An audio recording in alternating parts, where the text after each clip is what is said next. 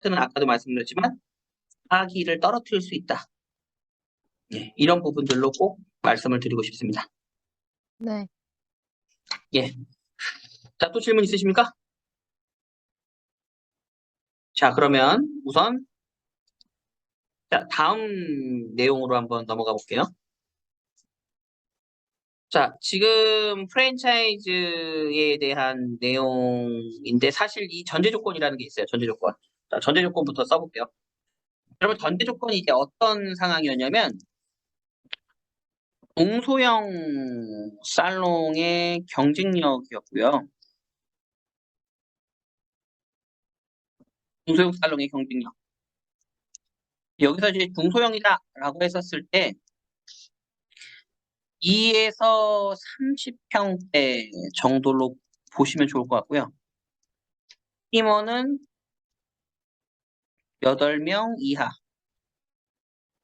이 정도로 정리해 주시면 좋을 것 같아요. 자, 이제 조금 무거운 얘기를 할 건데, 자, 이런 상황들을 여러분들 인지를 해 주셔야 됩니다. 자, 첫 번째, 저희 때는요, 제가 98학번이거든요. 저희 때는 100만 명이었어요. 수능을 본 사람이. 근데 올해 수능 보는 사람이 19만 명입니다. 근데 2028년을 기준으로 하면요, 그 수가 더 작아져서 10만 명에서 12만 명으로 줄어요. 이게 무슨 말이냐면, 19세에서 20세로 넘어가는 인구 자체가 없다 보니까 이게 되게 불편해질 거예요. 우리가. 그러니까 우리가 불편해질 거다라고 하는 것이 어떤 느낌이냐면 여러분 인턴을 20대 인턴을 만나기 어려운 거지. 이거 이제 어려워. 거의 정말 뭐 경쟁률 짱이겠죠. 이미 시작됐어요. 주변에 뭐 이런 이야기 들으셨는지 모르겠지만 조민이가 이제 교수이자 조민이가 나름 이제 뭐 영향력 있잖아요. 그럼에도 불구하고 여러분 제 와이프가 인턴이 없습니다. 네, 도와주십시오. 혹시 주변에 자 무슨 말씀을 드리고 싶냐면 사람이 없습니다.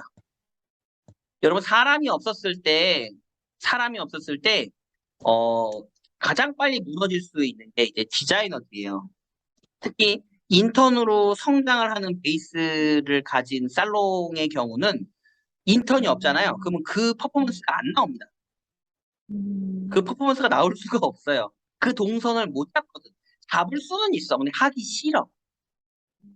그래서 지금부터 만약에 가능하시더라면 인턴이 적거나 없는 활동이 메인이 되는 살롱에서 시스템을 지금 미래를 향해서 만든다라고 하면 저는 굉장히 경쟁력이 있다고 생각해요.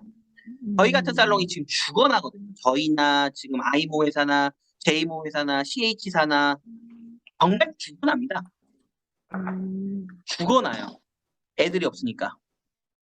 근데 이게 앞으로의 방향성으로 저희가 이제 염두를 했었을 때 어떤 일이 벌어질 거냐면 인턴을 보유해서 이렇게 활동을 하던 중소형 살롱이 여러분들 주변에서 활동을 하고 있다라고 하면 만약에 그리고 여러분들이 인턴을 쓰지 않는 상황이거나 또는 인턴을 좀 구하기 수월한 상황에서 지금 비즈니스를 하고 계신다라고 하면 여러분들이 100% 이기십니다. 근데 여러분들도 인턴을 쓰는 구조에다가 사람을 구하기가 어렵다라고 했었을 때는 최대한 빠른 시간 안에 체질 개선을 할 필요가 있고요. 체질 개선. 그렇지 않으면 곧 만나게 될 인력난의 직격탄을 받게 되실 것으로 예상이 됩니다. 그래서 지금 미용계는 미용계라는 표현보다는 이제 대기업이라든가 이런 것들을 이제 그 분석하는 사람들로 봤을 땐 앞으로 다시 1인 살롱이 증가할 것으로 저희가 예측을 하고 있고요. 1인 살롱이거나 아예 규모가 크거나 그리고 그 규모가 크다가 여러분 오해하시는 게 뭐 100평, 200평 이런 개념이 아니라 지금 여기 나와 있는 다점포에 대한 직영 형태가 이제 훨씬 더 뭔가 강세일 것이다. 뭐 이런 부분들로 말씀을 드리고 싶어요. 요게 이제 전제 조건이에요. 이 이야기가 나올 수 있는 상황에 대한 전제 조건. 자, 그리고 나서 풀어보겠습니다. 자, 이게 프랜차이즈를 다시 말해, 내가 따로 브랜드를 오픈하는 거예요. 새로운 브랜드를 이제 오픈을 하는 건데, 이게 저는 경쟁력이 있다라고 생각하는 이유가 뭐냐면, 자, 예를 들어서 여러분, P 프랜차이즈 있죠? 뭐, P 뭐 철, 뭐, P준 뭐 이런 거 있잖아. 죄송해요. 자, 이들이 줄 수 있는 베네핏은 뭐가 있어요? 이들이 줄 수 있는 거. 앞으로 줄 수 있는 거. 없죠. 네. 없죠. 심지어 이게 이제 학생들이나 우리 애들 있잖아요. 젊은 애들.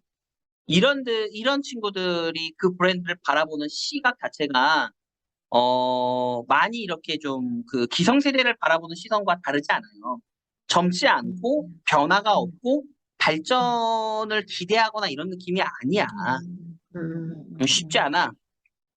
근데 이제 사실, 뭐, 철 브랜드를 기준으로 할게요. P주는 이제 이미 뭐 좀 뭐랄까 많이 사라졌으니까.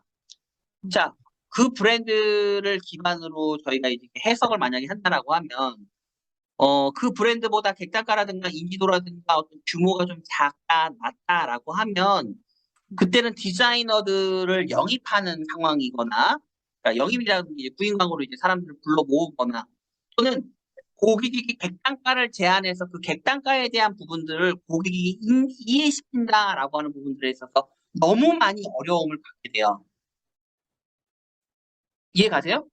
고객 자체가 브랜드마다 가격을 정해놓는다고. 어느 브랜드는 얼마야? 얼마대야? 어느 브랜드는 얼마대야? 자, 예를 들어서 스타벅스야. 스타벅스는 얼마대야? 다 나와요. 그죠? 네. 이니아는 얼마대야? 브랜드마다 브랜드의 값을 정해놓는다고. 브랜드의 값을 정해놓는데 지금 저 P 프랜차이즈보다 만약에 그 브랜드에 대한 인지도나 어떤 그런 성능이 조금 활발하지 못해 라고 했었을 경우에는 고객이 그 단가를 정해버려요. 자, 그렇다라고 봤었을 땐 만약에 그 기준보다 조금 낮거나 아니면 개인 살롱 중에 인지도가 적거나 상황이 좀 그렇다라고 하면 새롭게 브랜드를 런칭하는 게 차라리 나을 수 있다는 거예요. 아예 그냥 새롭게 리빌딩을 하는 거지.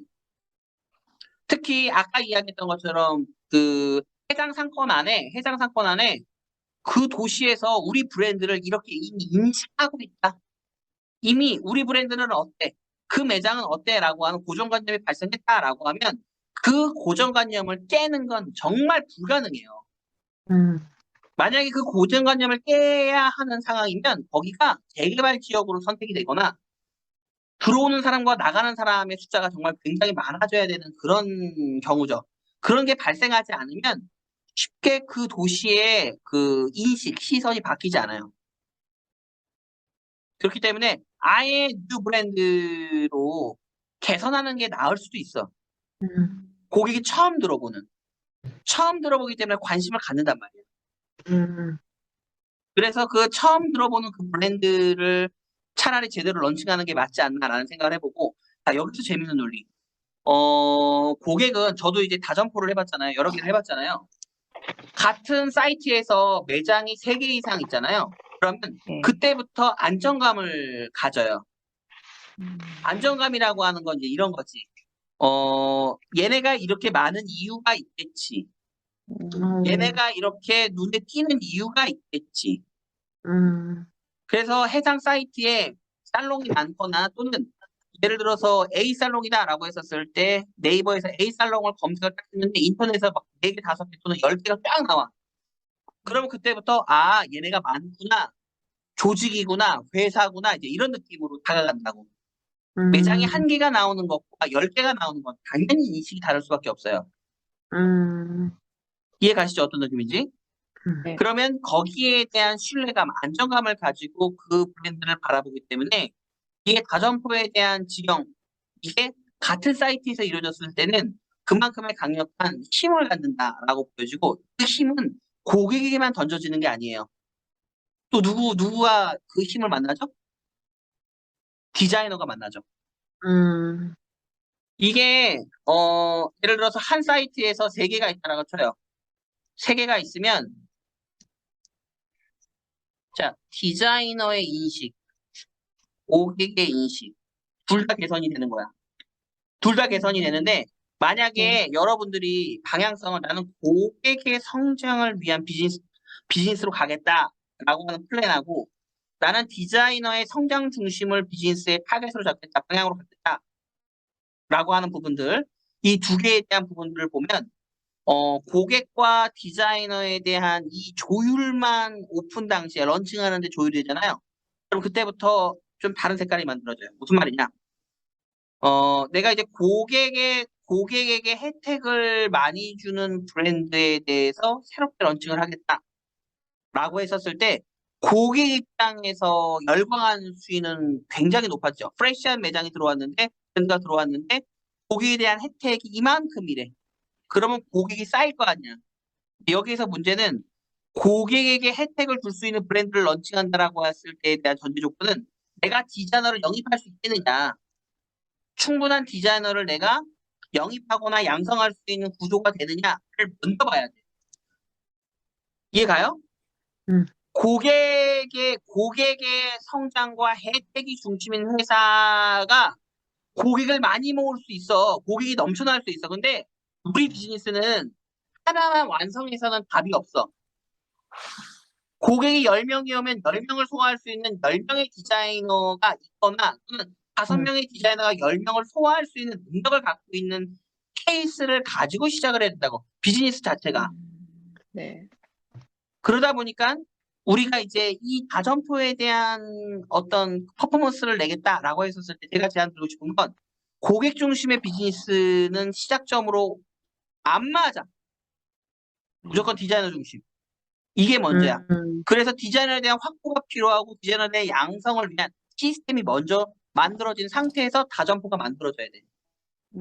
그리고 나서 고객을 갖고 놀아야 되는 게 맞다라는 뜻이야. 고객 먼저 갖고 놀면 디자이너한테 밀려서 고객이 왔는데 디자이너가 없어. 고객이 왔는데 디자이너가 하찮아. 그럼 또 망하는 거야. 게다가 디자이너가 여러분 구하기가 어렵잖아요. 네. 디자이너의 수와 고객의 수가 잽도 안 돼. 디자이너 구하는 게 월등히 어려워. 그러니까 이런 다점포 직영의 어떤 방향성을 기준으로 하면 디자이너 중심주의의 비즈니스를 설계하는 것이 맞다라고 말씀을 드리고 자 그러면 이걸 아예 제가 만약에 이렇게 뭔가 순서적으로 정한다라고 하면 만약에 뉴 브랜드를 들어가겠다라고 했었을 때 뉴 브랜드가 런칭하기 전 단계부터 1번 네. 아카데미 또는 영입 채널을 보유해야 돼요. 이게 먼저야. 이거 안 되면 다점포 못 합니다. 지금 사람 없어서. 네. 자, 그러면 이 아카데미가 정식 아카데미가 되냐? 그런 내용이 아니야. 그런 내용이 아니라 사람을 만날 수 있는, 또는 사람을 키워낼 수 있는 그런 어떤 장소만 있으면 되는데 그 장소가 과거와 틀려요, 여러분. 옛날에는 이게 그냥 지어야 됐잖아, 아카데미를. 근데 요즘은 온라인으로도 만들 수 있고, 유튜브로. 그렇죠? 그리고 오프라인에서 교육을 통해서 살롱에서도 진행이 가능해요. 충분히. 포장만 잘하면 돼, 포장만. 그래서 먼저 사람을 영입하고 사람을 양성하는 데만 초점을 둔다. 이쪽으로 먼저 시각을 잡아주시는 게 좋고요. 영입 채널에 대한 부분들은 어쩔 수 없어요. 인스타그램 활동을 높여야죠. 이건 영원히 변하지 않을 겁니다. 이제 근래. 재밌는 거 말씀드릴까? 제가 요즘 이제 MZ 세대들을 대표하는 이제 뭐 원장들 또는 디자이너들하고 이제 여러 활동들 또는 이런 뭔가 비즈니스를 이렇게 좀 하는데 충격적인 건 팔로워가 많다와 적다가 시각이 좀 다르더라고요. 팔로워가 몇만이다, 수십만이다 라고 해도 직접적으로 영향력을 미칠 수 있다 없다는 다른 이야기야. 여러분들도 팔로워 돈 주고 살 수 있잖아요. 그렇죠? 뭐 5만이든 10만 원을 돈 주고 살 수 있어. 근데 영향력을 행사할 수 있다 없다는 또 다른 이야기야. 영향력을 행사할 수 있는 그런 캐릭터는 팔로워가 2,000명이라 하더라도 2,000명을 몰고 다녀요. 그러니까 여러분들께 꼭 말씀드리고 싶은 건 인스타그램에 대한 이 영역을 확대하자, 활성화시키자라고 했었을 때 팔로워를 늘려야 하나? 자, 사실 누가 나를 어떻게 보든 사실 그거는 팔로워의 숫자랑은 관계가 없어 보이고요. 우리가 상대에게 줄 수 있는 어떤 거리나 매개가 있으면 충분히 그거는 가능해 보인다. 그리고 댓글을 달아준다라고 하는 그런 관심과 어떤 그런 시각에 대한 어떤 공유 이런 것 자체가 팔로워가 많은 것보다 훨씬 더 가치 있습니다. 그런 것도 같이 뭐 준비를 할 필요가 있겠다라고 보여지고요. 그래서 다시 말해 아카데미나 영입 채널에 대한 보유, 인스타그램에 대한 확대가 먼저 이루어지고 그 다음이 브랜드에 대한 방향이에요. 이제 브랜드 컨셉이죠. 자, 브랜드 컨셉에서 주의해야 할 건 딱 하나만 설명드릴게요, 우선. 자, 경쟁사와의 구분.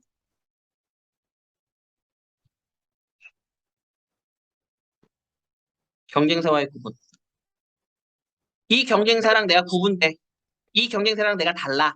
라고 하는 그 포인트만 가지고 계시면 됩니다. 그 경쟁사랑 나랑 구분될 수 있는 접점만 만들어지면 그때부터는 브랜드 색깔은 명확해질 수 있다. 라고 보여지고요.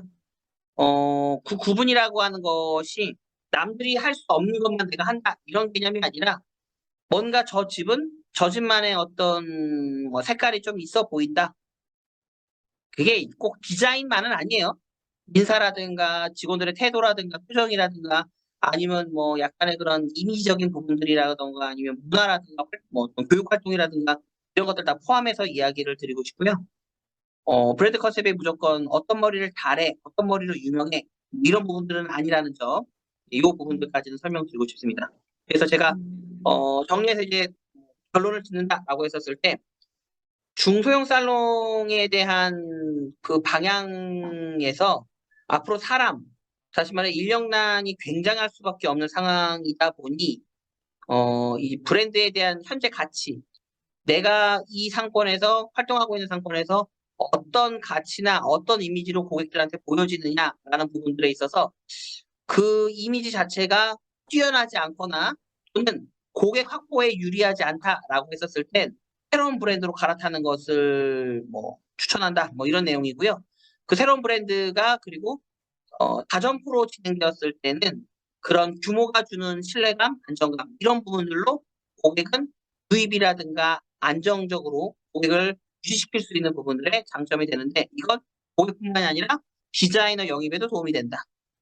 그리고 이걸 하기 전에 반드시 사람을 영입할 수 있는 또는 사람을 양성할 수 있는 아카데미나 영입 채널을 먼저 확보하는 것이 먼저고 그 이후에 브랜드 컨셉을 경쟁사와 구분해서 디자인해야 다점포로서의 방향성이 완성된다라고 하는 부분들을 제가 말씀드렸습니다.